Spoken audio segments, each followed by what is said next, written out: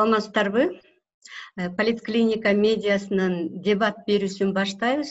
Берүүнү мен Айгүл Бакиева жана кесиптешим Дилбар Алимова экөөбүз алып барабыз.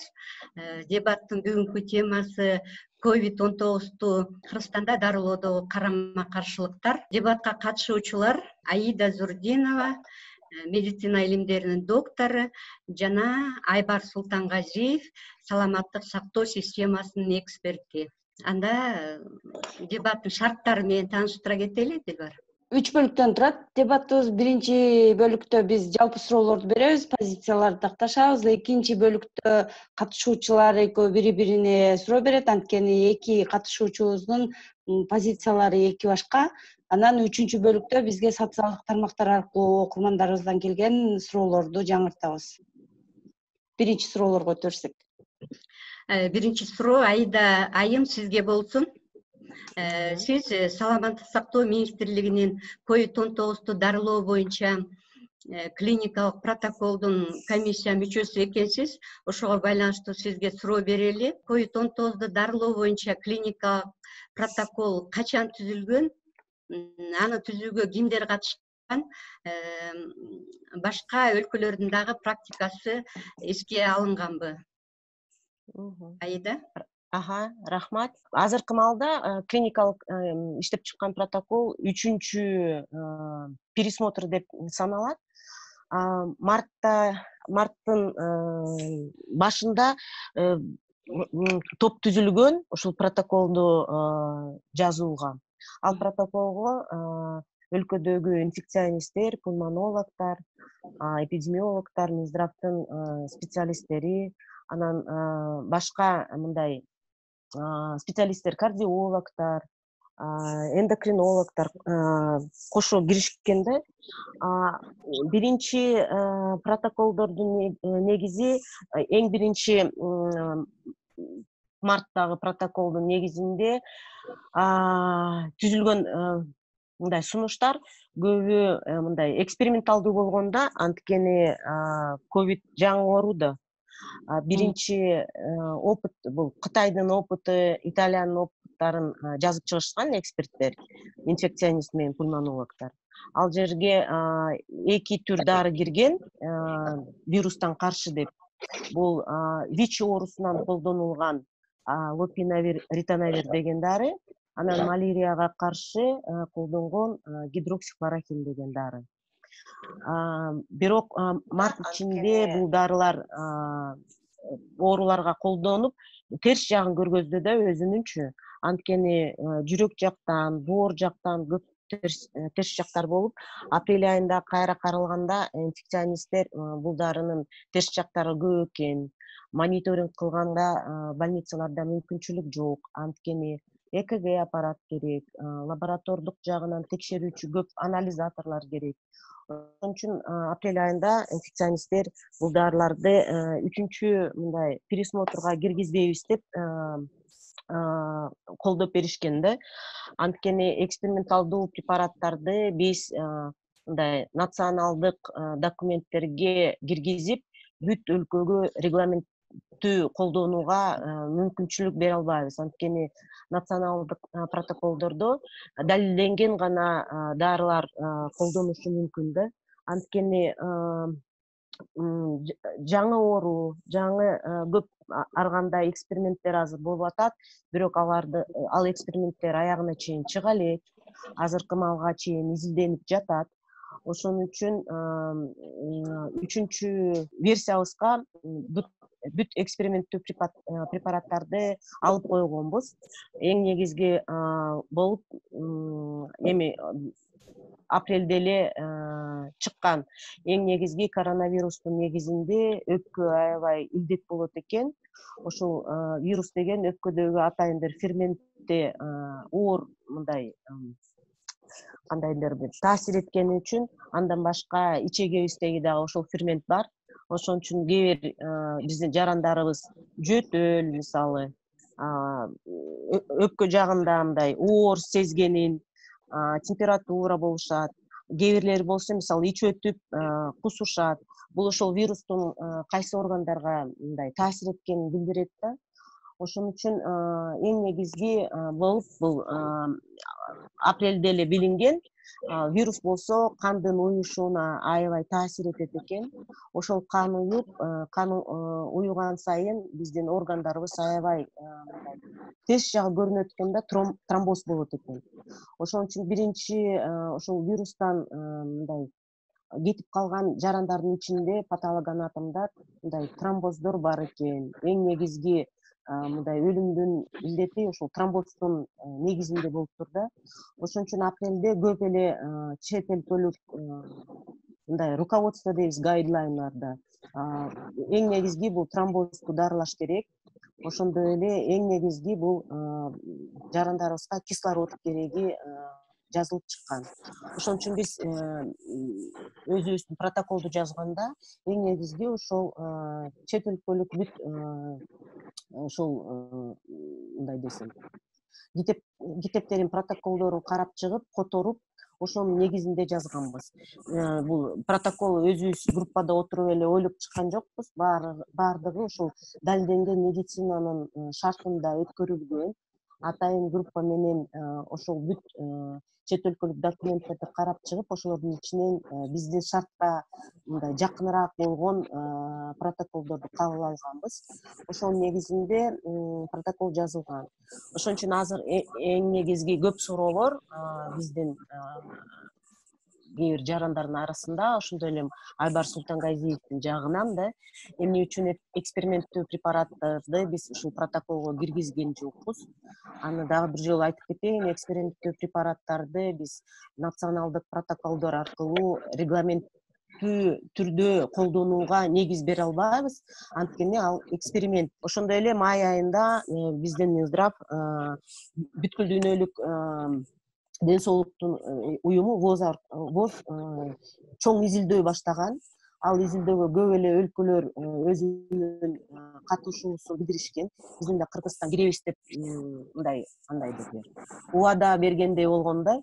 Бирок ал убаданын артында 4 дары биз бүт өзүбүздүн документтерибизди даярдасак, ошол 4 препаратты, изилдей турган препаратты ошол бүткүл дүйнөлүк уюм бекер бермек да. Ал дарылардын ичинде лопинавир, ритонавир, анан гидроксихлорохин, ремдесивир, анан интерферон деген 4 дары жазылган да. Бирок мындай шарт боюнча өзү изилдөө эксперимент да. Ошон үчүн апрель, май, июндарда бүткүл дүйнөлүк уюм аркылуу ушул лопинавир, ритонавир менен гидроксихлорохин азыркы маалда терс жактары көп болуп, алар эксперименттен алынып калынган да. Терс жактары өлүмгө да алып келиши мүмкүн. Ошон үчүн биз өзүбүздүн 3-чү ошол пересмотрда ал дарыларды киргизген эмеспиз. Азыркы маалда эми жаңы 2 эксперименттүү препарат боюнча көп аябай мындай маселелер көтөрүлүп жатат. Бул ремдесивир деген дары, ошондой эле фавипиравир деген 2 дары.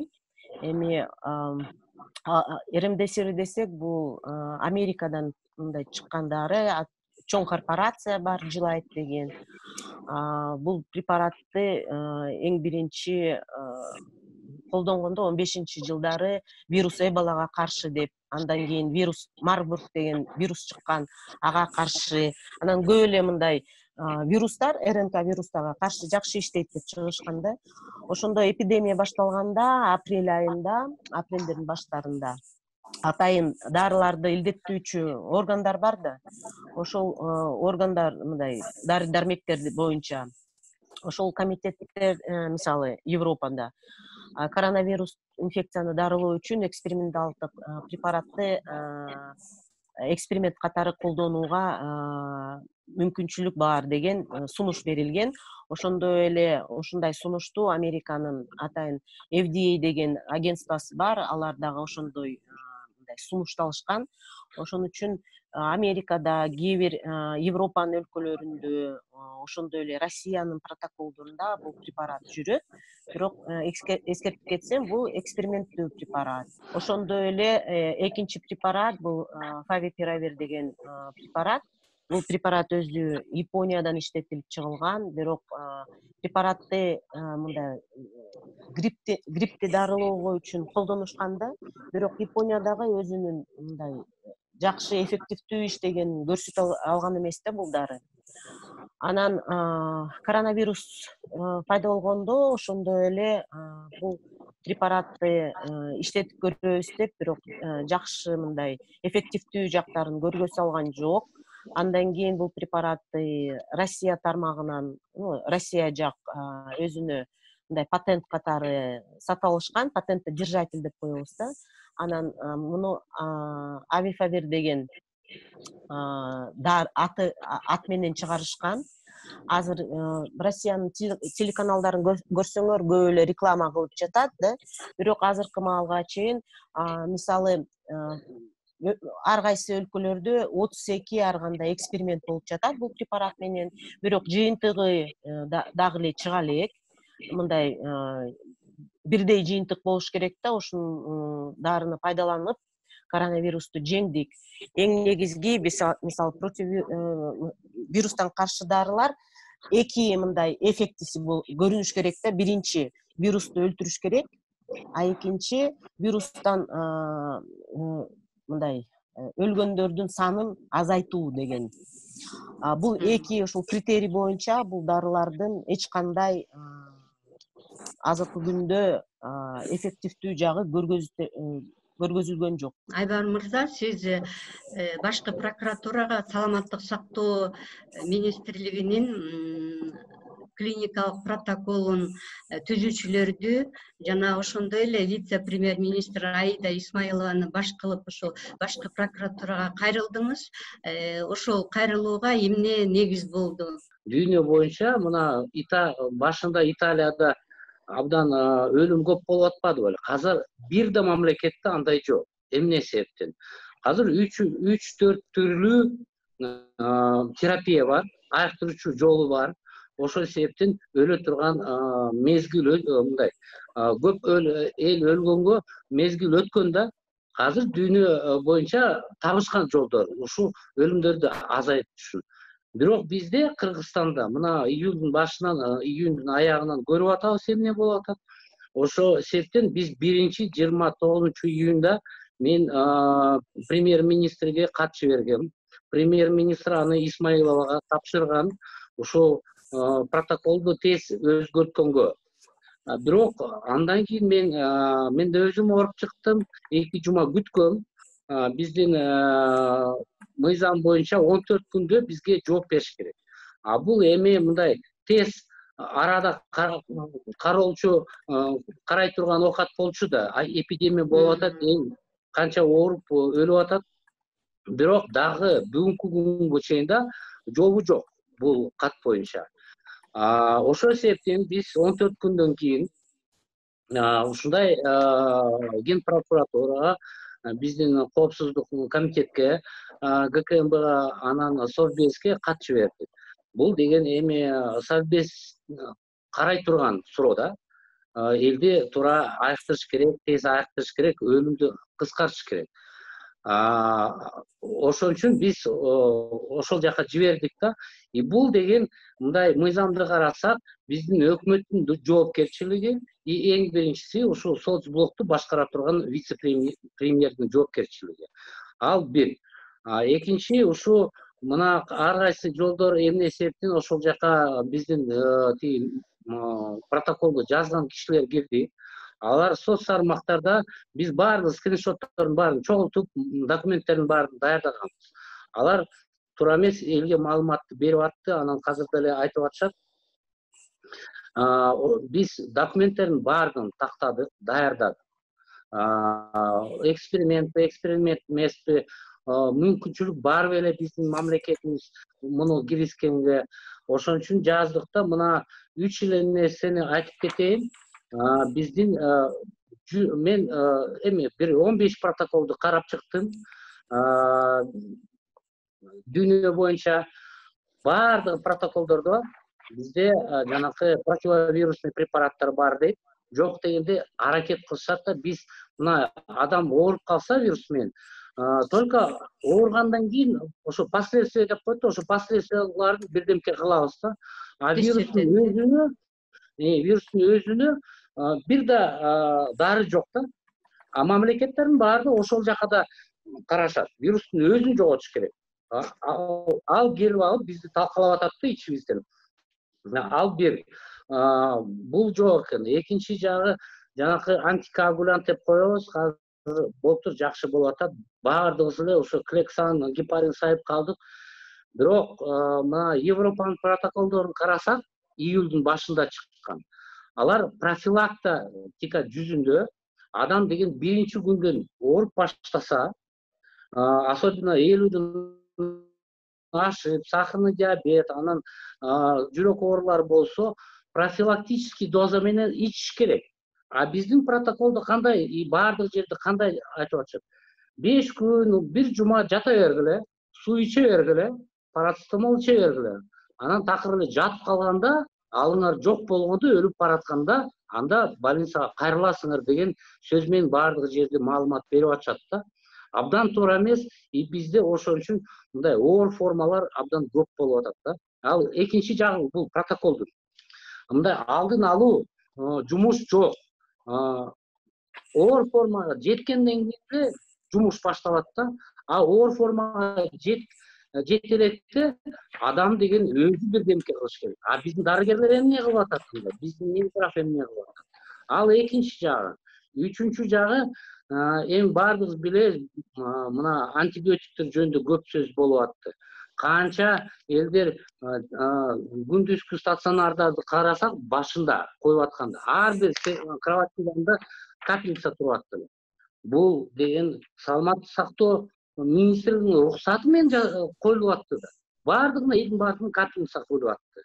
А биздин протоколдо антибиотик деген только оор формага барганда пайдаланат. Мындай орточо формага пайдаланганга болбойт деген сөз жазылып турат да. А биздин дарыгерлер башкача бул ушуну окуп алып, буга ишенбей калышты да протоколго. Булардын практикасы, иштеп жүргөн канча опыт деген өзү башкача да. Ошон үчүн мен бир выпискаларды карадым, 5 антибиотик жазып берип атышат. Эмне себептен булар ушунун баарын протоколго жазбай, дарыгерлер ишенбей калды протоколго. Өз жолу менен айыктырып атышты. Дагы азыр мына соц тармактарда плазма издеп атабыз деп атышат. Актемра деген дарыны, токсизолумаб деген дарыны издеп атабыз деп атышат. Дексаметазон жөнүндө канча сөз болуп атты. Биздин протоколдо муну пайдаланыш керекпи, же пайдаланбаш керекпи? Пайдаланса кайсы жол менен пайдаланыш керек? Бир да сөз жок. Мына дексаметазон жөнүндө. Анан айласыз элдер деген дарыгерлер өз билгенинен пайдаланышты да. Эгер мына реанимацияга барганда эле дексаметазонду коюлат. Мындай амбулаторный ооруган кишилерге бир да жасабагыла же дары бербегиле деп жазылса, ошондо дарыгерлер билмек да. Бир да сөз жок. Ошон үчүн мына биздин протокол 18-июнда бекитилген буйрук менен саламаттык сактоо министринин. Ага чейин булар, мен 7 протоколду алдым да, булардын чогулуштарын. Почти 1 ай жүрүштү. Бул протокол беките албай 1 айдан бери. А мамлекеттер мындан кийин канча уже протоколдорду чыгарышты. Бүгүн 18-июнь бул чыккан мурунку протокол. Бүгүн канчасы 24-июль. 1,5 ай өттү. Биз дүйнөнүн баарын артта калдык да. Ошол себептен бул Ген прокуратурага заявление бергенбиз. Башкы пульмонолог Талант Сооронбаев айтатты да, ал антибиотик бербеш керек, антикоагулянтны жазыш керек депчи. Бирок жанагы ортопед Сауыр Жумабеков башында эле ошол антибиотиктерди ичип баштагыла деп кайрылуу жасады элге. Анан ошондон кийин дагы көптөр антибиотик ичти окшойт. Кээ бирлер мындай түшүнбөй калды да, антибиотик ичиш керекпи, жокпу депчи. Ушуну бир иретке салган тартип болгон жокпу Саламаттыкты сактоо министрлигинде. Анан ушундай туура эмес дарылануунун айынан дагы жанагындай өлүмдөр көп болуп кеткен жокпу деген суроо да. Протоколдо мындай баардыгы изилдөө өткөргөндө эми ал баардыгы чыгат да, так жазылган жок да, кайсы маалда бериш керек, кандай показания болуш керек, ошонун баардыгын эмне себептен 2-3 антибиотик чогуу бербеш керек деген нерселер жазылган жок. Общий эле кыска схемалар берилген, аяктан түшүнө албайсың. Эмне болот, кандай последствиялар болот? Бул 3 антибиотик сайсаңар, нитрит, левофлоксацин, цефтриаксон, азитромицин төртөөнү бир берип атышат. Андай эми бул деген жанакы отек легких булар деп атат, ал баардыгы туура. Ошонун баардыгы так жазылган жок да. Айтып атам, биздин дарыгерлердин жолу канча жылдан бери иштей турган жолу башкача болчу. Анан жанакы противовирусный дары жок болсо, бир да дары жок болсо, эмнени беришет? Дарыгерлер айласы жок. Бул жардам береби же бул жардам береби, улам эле ар кандай антибиотиктер берип атты. Потому что бир да противовирусный дары жок болчу. Хотя бирөөсүн киргизсе, айтып атышат, мына ремдесивир экспериментальный. Бул деген Америкада, Австралияда, Южный Кореяда, Европанын баардыгында азыр экспериментальный эмес протоколдоруна кирген. Муну калпайтпаш керек. Рутинный лечение азыр өтүп атат, бирок ВОЗ мындай үстүнөн чогултуп турат да маалыматты. Жардам берип атабы же берген жокпу? Бирок ВОЗдун жумушу ошол. ВОЗдун акыркы протоколу, рекомендациясы 24 майда чыккан. ВОЗду азыр карабаш керек. ВОЗ деген негизи 2-3 жылда бир эле протокол чыгарышат. Алар абдан жай иштейт. Азыр тем более Америка аларга $500 миллион бербей калышты. Анан каражаты жок, абдан жай иштеп атышат да. Бизде эл ооруп кырылып атпайбы? Ошон үчүн биз тез башка мындай Американы, Европаны карап туруп тез протоколдорду өзгөртүшүбүз керек да. Ушул эле боюнча айымдын позициясын уксак да. Америка болобу, Европанын протоколдорун ачып карасаңар, ремдесивир боюнча жазылып турат.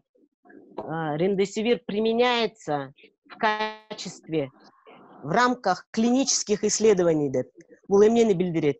Ремдесивирди колдонуу, мисалы, ошондой эксперименттүү изилдөөнү өткөрүп, ошонун негизинде гана колдонсо болот. Ал деген мындай документтерде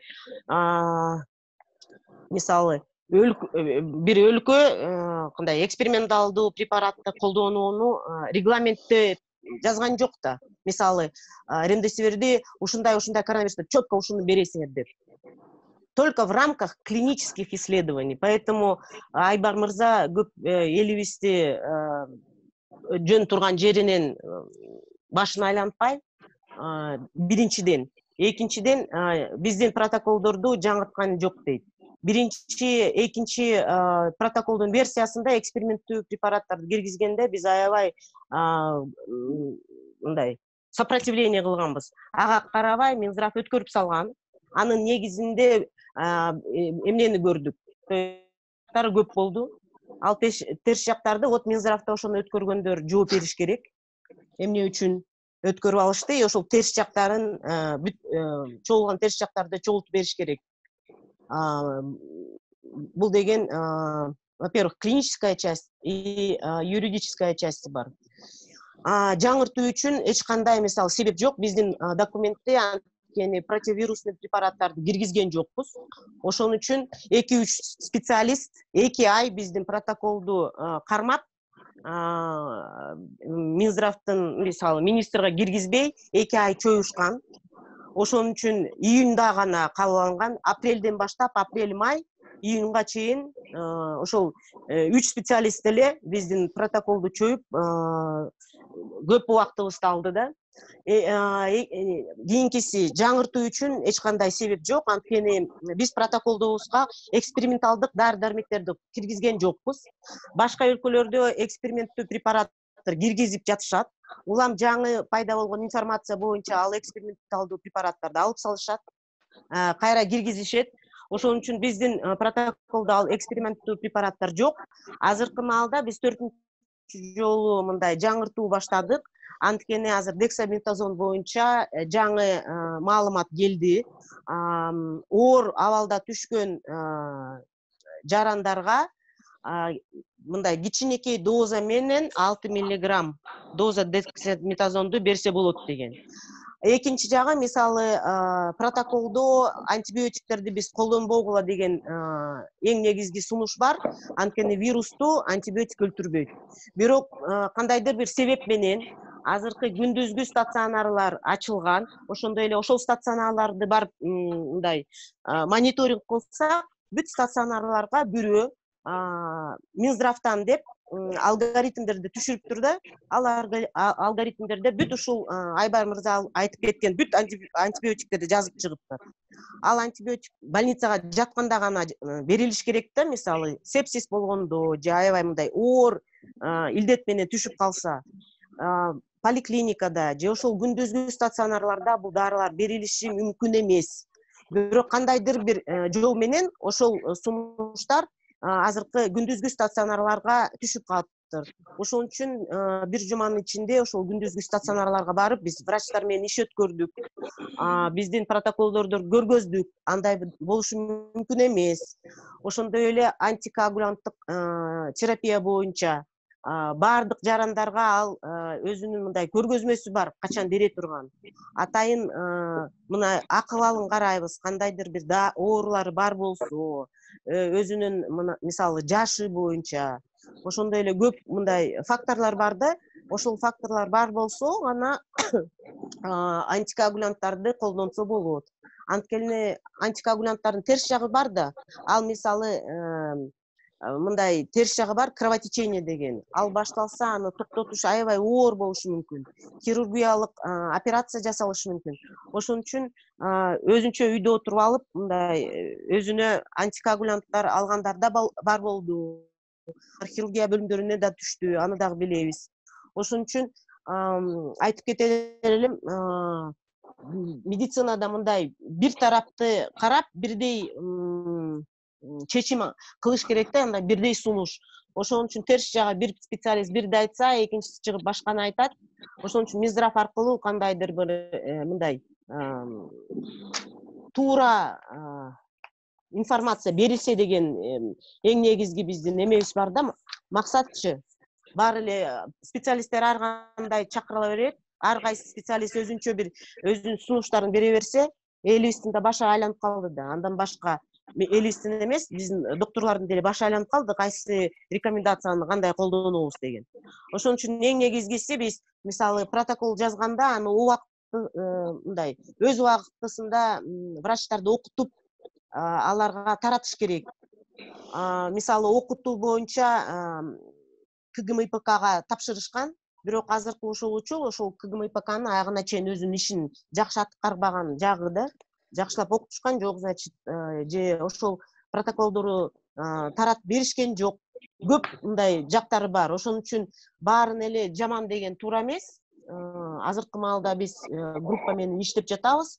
Жаңыртуу боюнча биз өзүбүздүн протоколдорду, мисалы, Америкадагы, Германияда иштеген биздин кыргыз жарандарыбыз ошол жакта доктор болуп иштеп атышат. Ошондой эле Норвегияда иштеген коллегаларыбызга жибергенбиз. Мындай рецензия карап бергиле. Азыркы маалда интернетте көп айтып атат, мына протоколдоруңар начар экен, каяктагы жазгансыңар деп.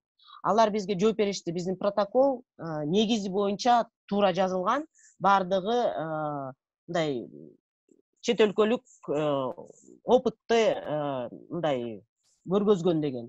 Ошон үчүн мисалы ошол эле протоколдорду критикалык жагынан баалоо үчүн атайын опыт болуш керек. Мисалы Айбар мырза медик эмес да. биз атайын критикалык баалоо үчүн окуганбыз. Атайын биздин инструменттер бар. Чет өлкөлүк ошол эле протоколдорду тандап алыш үчүн ошол инструментти колдонобуз. Азыр болсо ар бир жаран чыгып эле бул мындай эле деген туура эмес. Анткени бул маселелерди билиш үчүн медик болуш керек. Айбар мырза, сиз кандай деп жооп берет элеңиз? Көп учурда ошо сизди медик эмес деп айтып кетишет го. Өзүнүн дагы ушундай дары бизнесинде кызыкчылыгы бар деген дагы пикирлерди окуп калдым да мен социалдык тармактарда. Ошого да кошо жооп берип кетсеңиз. Эгер медик эмес ушунча кемчиликтерди таап атса, мындай объективный эксперт ошо медиктерден болсо көп эле кемчиликтерди тапмак. Анализтерден, диагностикадан көп эле мен калгандардын мындай кой берип караган эле жокмун. Мына азыр айтып коеюн, медиктер кечээ Берметти мындай эле кармап алдым эле сөзүнөн, соц тармактарда жазып атат, Россиянын протоколу фарипиравир деген жок экен деп. Ал эмнени белгиледи? Мен медикмин, экспертмин деп санаган киши ошо Россиянын протоколу бияка канча очогон кишилер келип атат, врачтар. Бир да окубаптыр. Клинические исследования башкалар жазылды. Мен ушул эле маалымат азыр эле Американын протоколун ачып атам, биякта түп-түз жазылып атат. Ремдесивир применяется для рекомендован для применения у госпитализированных пациентов и так далее, да? Буну эмне белгилеп жатат? Мына доктор Наук, кечээкү там Бермет экспертмин дейт. Протоколдорду ачпайсыңарбы? Башка мамлекеттерди жибербей, ким аякта Норвегия, кимиси окубайсыңарбы? Так, мага бир сөз таап бергилечи, ушу Европанын, анан Американын протоколунда ремдесивир клинические исследования. Ремдесивир рекомендуется и при этом входит в исследование солидарности ВОЗ деген сөз менен жазылган аякта. Никаких клинических исследований нету. То есть ушу таңкалдырат да, ал биринчиси. Экинчиси, эми айым анан бизде эми Айнура Зарылбековна, анан Табакалова, Алымбаева, азыр Өткетен Мусаева, врач-инфекционисттер, эми Аида өзү деле фармаколог, лечебник эмес. Дары жөнүндө, фарм бизнес жөнүндө жакшыраак билет болуш керек. Биз 14-жылы мына гепатит С боюнча жаңы дарыларды протоколго киргизели деп атканда, көп ушу профессорлор, доктор науктар каршы чыгып атышкан. Эмне себебин биз билебиз. Ушу медицинада иштегендер өздөрү эски мурунку Пегасис, интерферон тигибу дарылар менен бизнес кылышчы. Анан биз жаңы дары жөнүндө айтып атсак, алар ойлоп атышты да биздин бизнесибиз токтоп калат. Бирок алар малатсы, аларга түшүндүрүп бердик. Силер аны тыштагыла, анан башка бизнес жасап аласыңар. Индиан заводдор менен, тияктар менен байланышасыңар. Ошентип алдап протоколдорду өзгөрткөнбүз. Бүгүн ошо дарылар Даклатосфир, Сафазбувир деген дүйнө жүзү боюнча эң золотой стандарт деп коет. 3 айдын ичинде гепатиттин айыктыра турган дарылар. Мурун бул оорудан өлүшчү эле. Ушундай эле мени деле ошондо айтышты. Мен фарм компаниялардын кызыкчылыгын жылдырам. Мен ачык айтам. Мен жылдырам. Эгери адамга жардам бере турган мындай дары болсо, эгери алар 5 компания болсо, анан бизге арзан алып келсе, алардын кызыкчылыгын, элдин кызыкчылыгын мен түртөм. Ошентип ачык айтышыбыз. Азыр айтып атат, мына ремдесивир кымбат деп. Булар алдап атышат. Ремдесивир деген Гилеадтын жаман компания, Гилеад американский, абдан кымбат сатат. Бирок Гилеад 5 индийский компанияларга лицензия берген. И Америкада ушу дары $3,500–4,000 турса, 5 инъекциясы. Индийский препараттар лицензия менен чыгарылган. $400-500 болот. Кымбат эле. Бирок биз Клександы канча алып атабыз? Жанагы кислородный концентраторларды канчага алып атабыз? Адам деген $1000 жоготуп атат азыр лечение кылыш үчүн. А бул жерде $400-500. А эгер 5 компанияны киргизсе мамлекетке, алар бири-бири менен конкуренция кылып бааны дагы түшүрүшөт. Ошону түшүнүш керек. А булар калп эле мындай да эми биз эмес, башкалар ремдесивир жөнүндө айтып баштады, ошон үчүн биз киргизбейбиз деп турушат. А бул деген элдин өлүмүнө алып келип атат.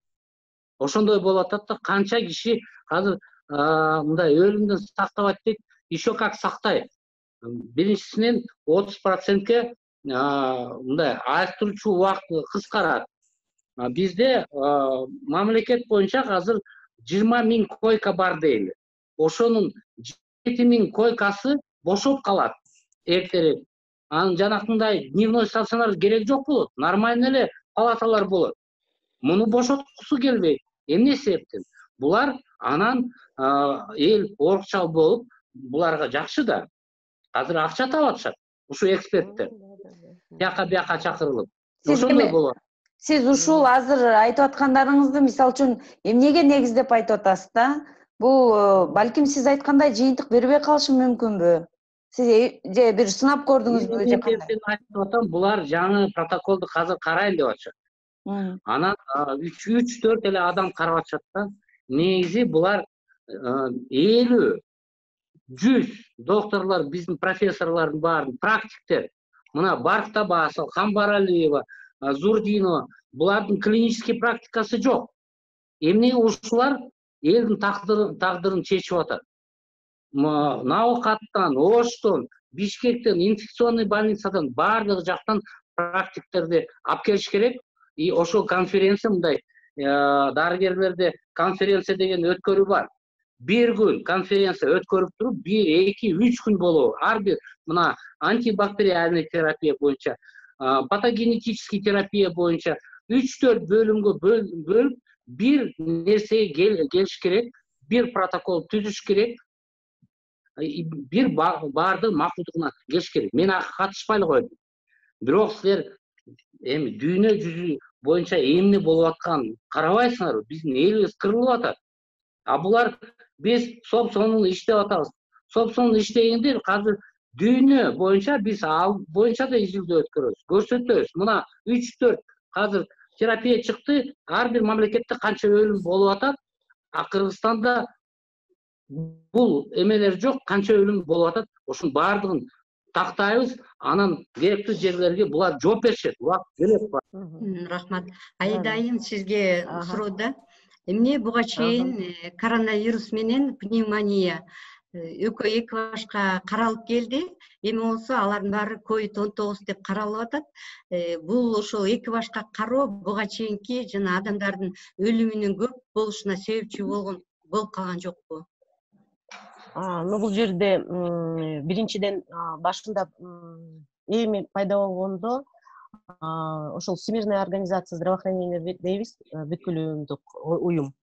Классификациясы жок болчу да, ар бир дарыга международная классификация болезней деген бар, МКБ-10. Ошол боюнча код берет. Коронавирус деген инфекция B32-34 деген бир коддор аркылуу болчу да. Анан бирок анын түзүлүшү аныкталгандан кийин марттарда код берген. Эң негизгиси болгон ошол коронавирус деп U07 деген код беришкен. Андан кийин коронавирус U071 деген коронавирус лаборатордук жагынан шектелген деп диагноз эң негизгиси. Экинчиси коронавирус мисалы лабораторияга жакталган мындай такталган эмес болсо, анда муну коронавируска киргизе албайбыз деп. То есть эпидемиологдор менен көп эле мындай сүйлөшүүлөр болгон. Бирок андай учурлар азыр жок. Эң негизгиси ошол коронавирус лаборатория жагынан такталган деген диагноз эле болуш керек деген чечимге келишкен да эксперттер. Анан азыркы маалды карап ошондо пневмония кезиги аткан. Бирок аны пульмонологдор атиптүү пневмония, анан кайра внебольничный пневмония деп карап жатышып, бирок эң негизги мисалы чет элдүү литератураларды карап чыксак, ал жерде андай терминология деген жок. Атиптүү же внебольничный. Ал башка пневмониянын түрлөрүнө мындай карайт да. Ошон үчүн коронавирус маалында пневмония вирустук пневмония деп эсептелет. Ошон үчүн мындай көп эксперт менен чогулуп сүйлөгөн мындай сунуштары киргизилген. Ушул эки тарапты тең бирдей көрүп, ошон үчүн азыркы болгон пневмонияларды коронавируска мындай каратыш керек. Анткени мисалы коронавирусту биздин бир ошол 3-чү протокол менен дарылап жатканбыз да. А пневмонияны болсо башка протокол менен дарылап жатышыптыр больницаларда. Ошон үчүн ал протоколдордо көбүнчө антибиотиктер жазылган. Бирок анын негизинде көрдүк, антибиотиктер вирусту өлтүрбөйт. Бул эң негизгиси рентген жагынан карашса, ошондой эле лаборатория жагынан такталса, бул көбү вирустук пневмонияга караштуу экен. Ошон үчүн ошондой чечим алынган. Бул эки ооруну бир оорудай караштырыш керек дегенчи. Ошол жыйынтыкка келгичекти жана кесепеттери жаман болуп калган жокпу? Жана кишилердин өлүмүнүн саны ошого байланыштуу эмеспи деген суроо болуп атат да. Болушу мүмкүн. Аны аныкташ үчүн мындай мониторинг кылыш керек, историяларды изилдеш керек, историяларды алыпчы. Ал историяларды анализдеш үчүн анын өзүнчө бир мындай санапит жагынан караш керек да. Анткени коронавирус кагаз аркылуу, ар кандай эмеле аркылуу жугушу мүмкүн. Ошон ал жагы дагы бар да. Бирок изилдеш керек. Мындай азыр 100% пайыз менен айта албайбыз да. Ошол туура эмес дарылоо ушуга алып келди деген. Могу Россия бизге жардам катары жана да айтылып кетпедиби, авифавирди бергени жатат деген маалымат чыкты, бирок биз муну колдонбой турган болдук, Негизи ушул дарынын айланасында да бир талаш тартыштар бар экен да. Ошол боюнча ооба, бар ошол. Бул дары деле эксперименттүү түрдө колдонуп жатат. Фавипиравир боюнча мисалы да, фавипиравир боюнча 32 изилдөө болуп жатат, ремдесивир боюнча 39 изилдөө. Ошон үчүн Айбар мырза айткандай, мындай ал деле алдабасын. Көп эле протоколдордо бул препараттар ошол изилдөөнүн негизинде колдонулуп жатат деп жазылган. Биз баардык эле ошол эле американский, британский көп эле протоколдору карайбыз. Көп эле специалисттер англисче окуйт. Бизде көп жаман жактарыбызды сотко берип, прокуратурага жазып, биз өзүбүздүн ишибизди билебиз. Бизде мындай жөн эле опыты жок деп, клиникалык опыты жок. Билбегенден кийин көп мындай комментарий бербей эле койсун да. Во-первых, медик эмес, бизге баа бере турган, биздин изилдөө жагыбыздагы мындай практикалык жагыбызга мындай баа бере турган киши эмес. Ага баа бере турган башка медиктер бар. Ошондой эле бул протоколдорду 3-4 киши жазган эмес. Бул протоколду жазганга 10дон ашык специалисттер катышкан. Баардыгы өз жактарын жазып беришкен. Биз жактан эң негизги ушул далилдөө медицина жана кандай атайын мындай изилдөөлөргө карап ошол сунуштарды жазып бергендерин текшерип берүү. Бермет деген ал мындай методолог болуп эсептелет. Бүт биз жазып берген кагаздарды текшерет. Биз туура алдыкпы, туура аны которуп бердикпи дегендей. Ошол Бактыгүл болсо рационалдуу дарыларды рационалдуу колдонуу боюнча специалист. Ошон үчүн ал болсо биз жака бизге ошол дары тармак жагынан дагы карап берет да. Ошон үчүн бүт специалисттер кандайдыр бир сунуш бергени чогулушкан, мындай консенсуска келишкен. ошол консенсустун негизинде документтер каралган. Ошон үчүн эң негизгиси мисалы, да, Айбай мырза айтып атпайбы, протоколдорду карап чыккам, мына Минздравдан алдым. Менин суроом, ошол протоколду сизге ким берген? Эмненин негизинде ошол протоколду силер алдыңар? Азыр биз ушу байкалбай эле дебаттын экинчи бөлүгүнө өтүп кеттик. Ошо бири-бириңиздерге суроо бересиздер. Бир кошуп кетейинчи. Мына жерде эми улам эле чыгып атат мына суроо медик эмесмин. Биринчиси мыйзамды карагыла биздин мамлекет. Закон об охране здоровья граждан, Конституцию Кыргызской Республики, закон об общественном здравоохранении и так далее деген ушунун баарын мыйзамды карасаңар. Мен Кыргызстандын жараны болгондон кийин любой суроону берүүгө укугум бар. Ал биринчиси. Мен укугум бар, кандай жол менен мени айыктырып атат, эмне дары менен айыктырып атат. Мурун интернет жок кезде ушундай протоколдор интернетке чыгарбай баардыгы биздин ар бир профессия өзүнчө кудай болчу. Медиктер андан бетер кудай болчу. Алар эле билчү дарынын атын, анан кандай дарылаш керек. Азыр деген заман башка болуп калган. Ошон үчүн ушу мен оозумду жапканга аракет кылганда сиз эң биринчиден 3 мыйзамды бузуп атасыз. Менин укугумду кыскартып. Конституция, закон об охране здоровья граждан и закон об общественном здравоохранении. Аны билип койгула. Экинчи жагы биз айтып атабыз эми мына протоколдор каяктан келди комиссиянын. Аны керектүү жерден жооп беребиз. Ал бир керек болсо. Экинчисинен ушул протоколдор боюнча сиз айтып атасыз. Берме бактабасы биз чогултуп беребиз ага документтерди. Алар бирок аяктан сүйлөп аткан кишилердин караганда решающее значение көрүп атабыз ким. Барктабасова чыгып атат, Камбаралиева чыгып атат. Алар методолог эмес. Алар именно мындай давление кылып, жанакы практиктерге өз схемаларын киргизип атат. Анын бардыгы следствие өткөндө бардыгы чыгат, көрөсүң. Сиздин укугуңузду эч ким бузган жок. Бардык жерде эле сүйлөп жатасыз. Биз силерге эчтеке деген жокпуз. Азыркы маалда мындай эксперименттүү препаратты киргизбеди деп, ошого карата мындай агрессивдүү мындай бизге нажим кылган. Это считается неэтичное продвижение лекарственных препаратов. Поэтому человек, который может продвигать препарат, он, во-первых, должен быть медиком и иметь фармацевтическое образование. Вот. Вы как пациент, если пришли бы и сказали, нужен ли мне ремдесивир, это другой вопрос, мы бы вас проконсультировали.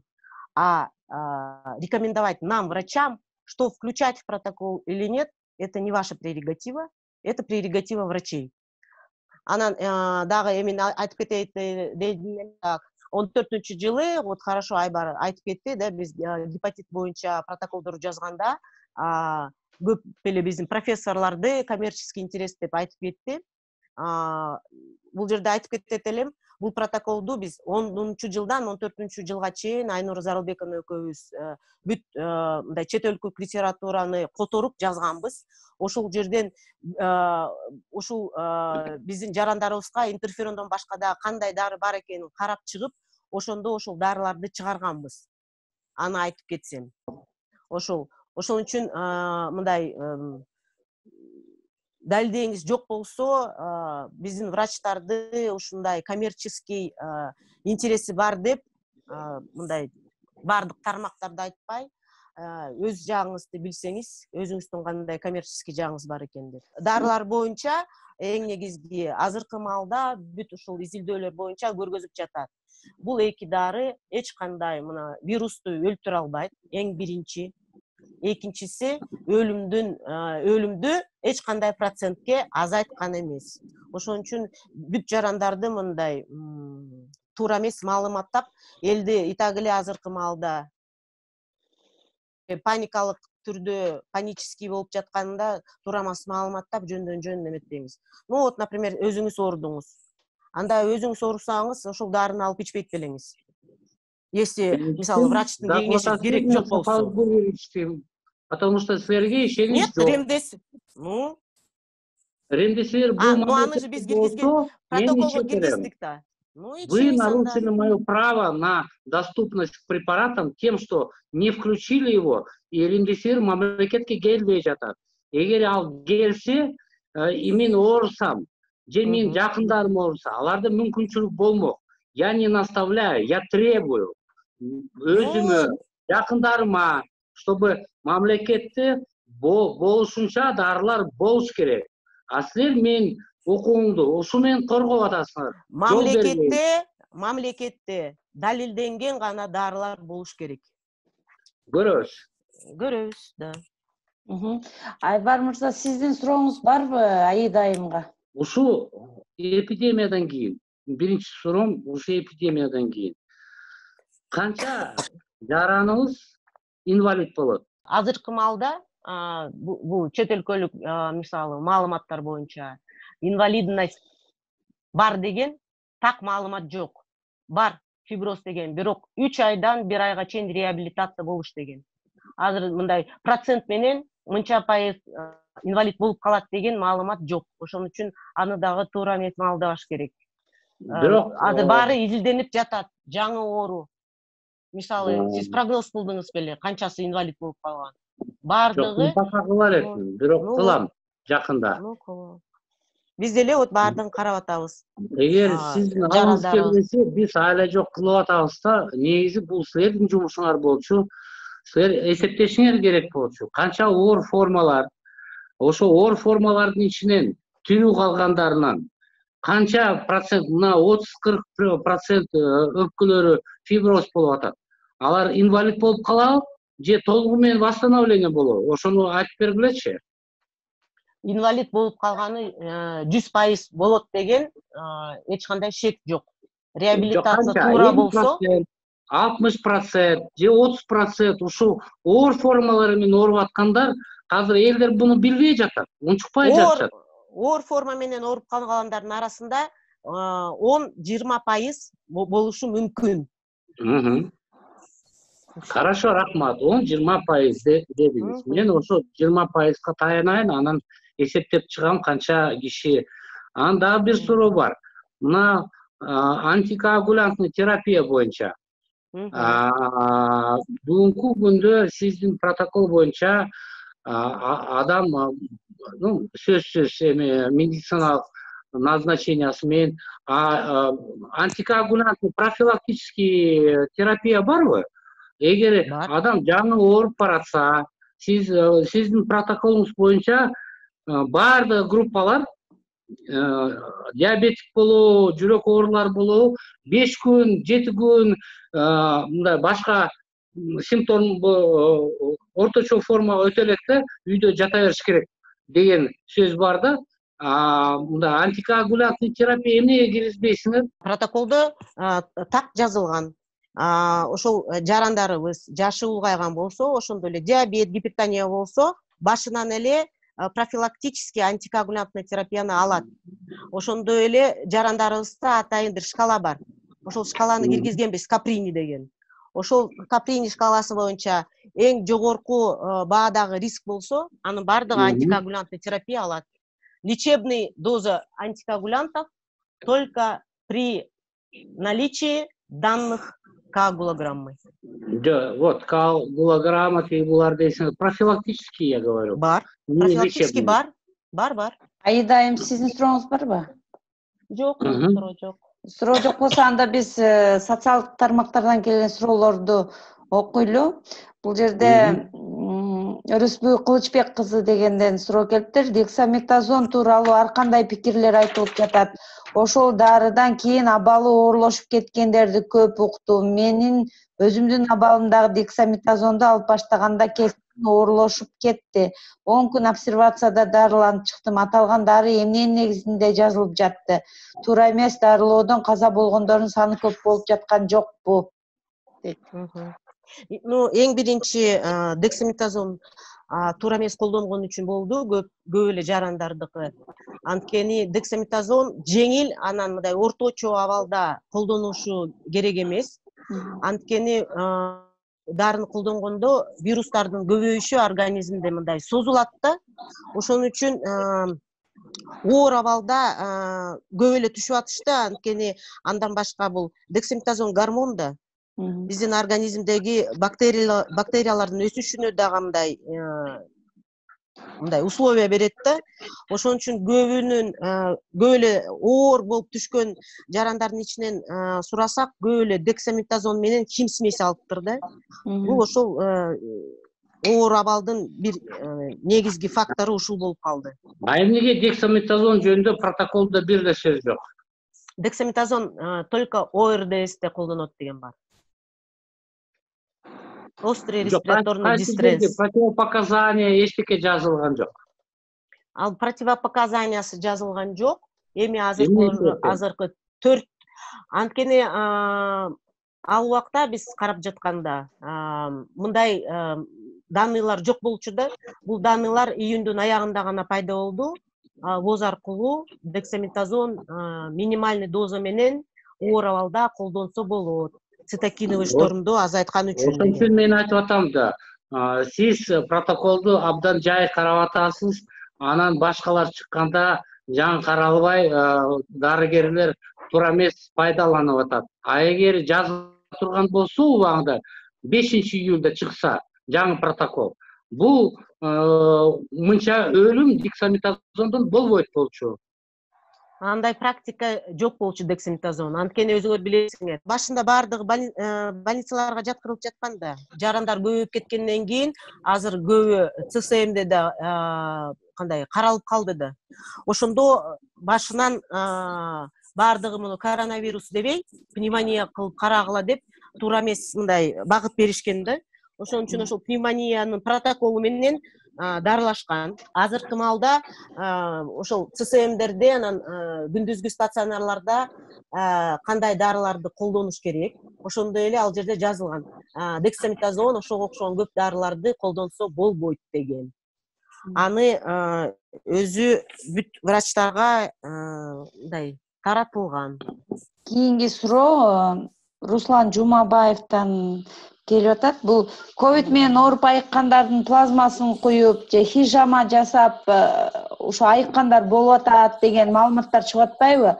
Ошолор негизи протоколдо каралган эмес да, каралбаса буга ким мындай жоопкерчилик алат? Негизи эксперименттер жасалышы керекпи? Реконвалесцентная плазма дейбиз да, ооруп чыккандардын плазмасын куюу.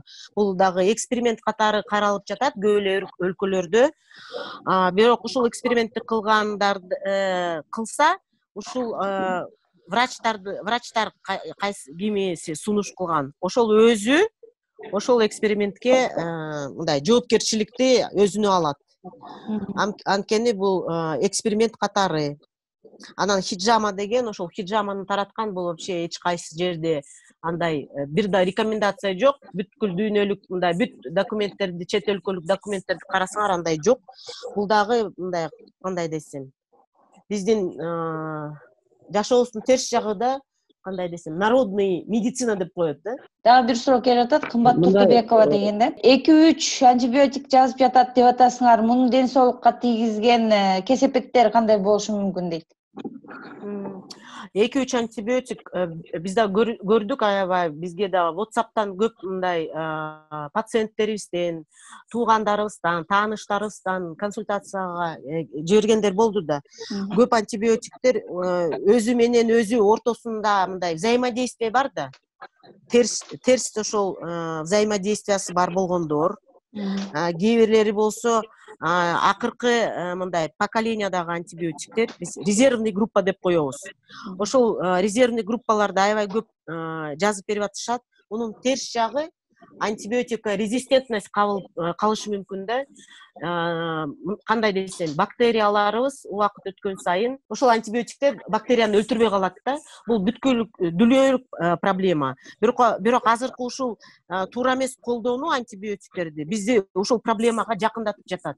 Мисалы азыркы күзүндө айтып атасызбы, экинчи волнасы болушу мүмкүн ковидтинчи. Анда деле ооруп калса, мисалы катуу ооруп калса, мисалы сепсис, кандайдыр бир бактериялык инфекция болуп калса, бул дарыларды колдонсок, ал иштебей калышы мүмкүн да. Мисалы бизде эң мындай катуу илдет бул туберкулез. Туберкулез боюнча, мисалы азыркы схемаларды көрүп атабыз да, левофлоксацин, моксифлоксацин деген дарылар көп кезигип атат. Булар ушул туберкулезго резервный группа болуп колдоно турган дарылар да.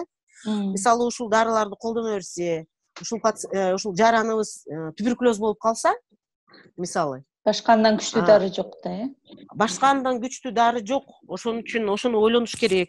Мындай антибиотик деген мындай жөнөкөй дары эмес да. Анын өзүнүн мындай бактерияларга каршы иштей турган өзүнүн механизми бар.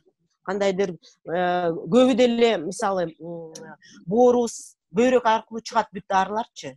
Бөйрөккө, боорго аябай зыян келиши мүмкүн. Ошондой эле көп колдонгондон кийин өпкөбүздө, органдарыбызда мындай грибок өсүп кетиши мүмкүн да.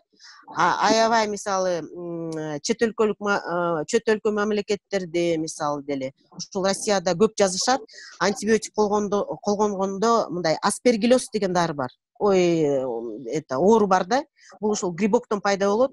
Аны дарылаш үчүн аябай мындай көп убакыт, каражаттар кетиши мүмкүн. Бир суроо кайта чыкты да, экспериментальный лечение. Эми биринчисинен бул вируска жарым жыл. Баардыгы азыр жасалып аткан лечениялар баардыгы эксперименталь. Бирөөдө антикоагулянт болобу, дагы бир эмне болобу, бул баардыгы экспериментальный деп коет. Бекитилген жок.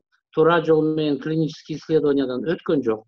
Кантип эле бул экспериментальный биз колдонбойбуз деген бул мындай да жоопкерчиликтен, аны элди сактагандан качып аткан болуп атат. Ал бир.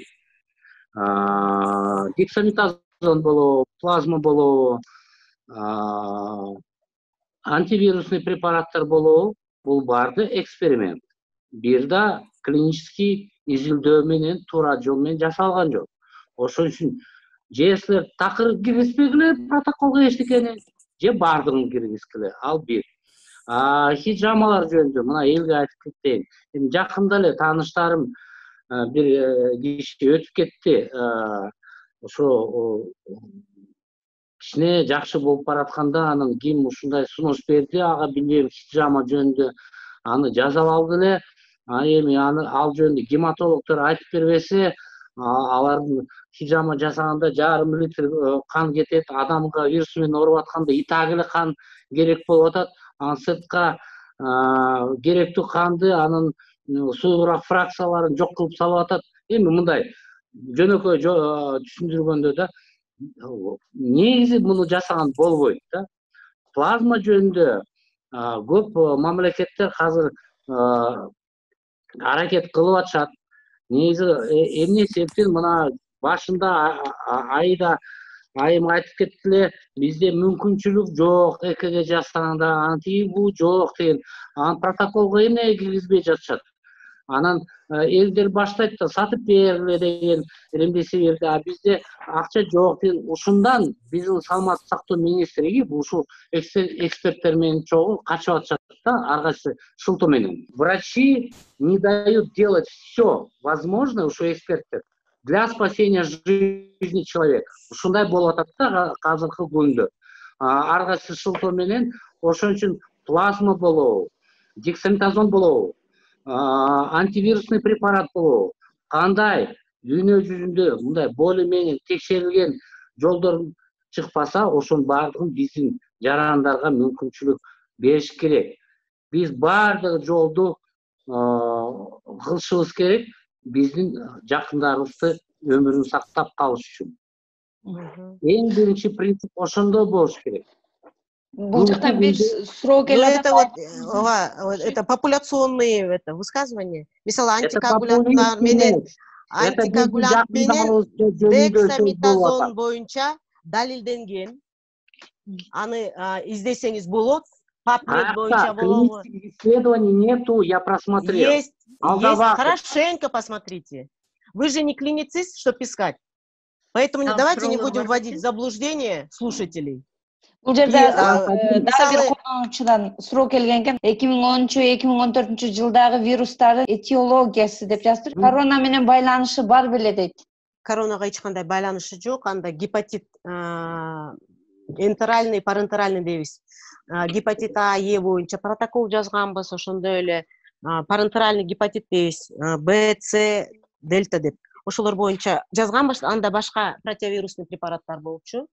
Анда дагы көп эле препараттарды далилденген медицина боюнча киргизгенбиз.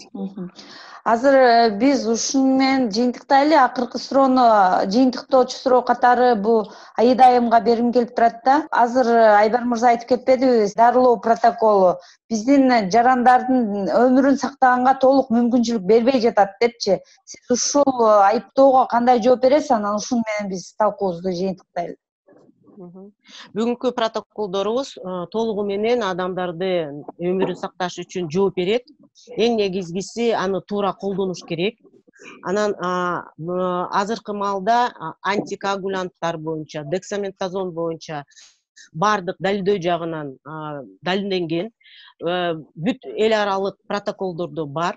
Ошон үчүн азыркы эң негизги мамлекет жагынан эң негизги дарылоо бул кислород. Ошон үчүн көп жерлерде биз айтып атабыз, кислородду киргизиш керек. Бул оксигенатор эмес, мындай стационарный кислородный трубка аркылуу больницалардын бүт ар бир палатага киргизиш керек. Ар бир жараныбыз ошол кислородго мындай доступу болуш керек да. Анан экинчи жагы бул уже антикоагулянт. Анан дексаметазон. Ошондой эле эң негизги биздин анестезиолог, реаниматологтордон көп мындай туура жагы көп керек болуп жатат да. Анткени анестезиологторубуз бүгүнкү күндө аябай аз. Биздин элге санасак, бизде дефицит болуп атат да анестезиолог менен реаниматологторчу. Ошон үчүн азыркы маалда азыркы каралып жаткан протоколдор туура колдонулса, элибиздин мисалы ушул коронавирустун илдетинен өлүмдөрүн сактоого бүт негиз бар. Анткени дарылардын баары азыр ошол протоколдо жазылган, өлкөгө алып келинип жатат. Көп эле мисалы донордук уюмдар, ошондой эле мисалы көп эле бизнесмендер ушул дарыларды алып келгенге жол шарттарын түзүп жатышат да. Ошондой эле мамлекет аркылуу биз ар жума сайын ушул дарылардын тизмесин тактап баарын карап берип атабыз. Азыр эң негизги ушул больницаларды профилдүү даярдап коюш керек да, кислородко станцияларды орнотуу боюнча. Ошол эң негизгиси. Талкууга келип катышып бергениңиздерге чоң рахмат анда. Ушуну менен силерге рахмат. Сиздер менен Политклиника медиасынын дебат берүүсү болду. Бул дебатта COVID-19 Кыргызстанда дарылоодогу карама каршылыктар деген темада сөз кылдык. Дебатка медицина илимдеринин доктору Аида Зурдинова катышты жана саламаттык сактоо системасынын эксперти Айбар Султангазиев катышты. Рахмат.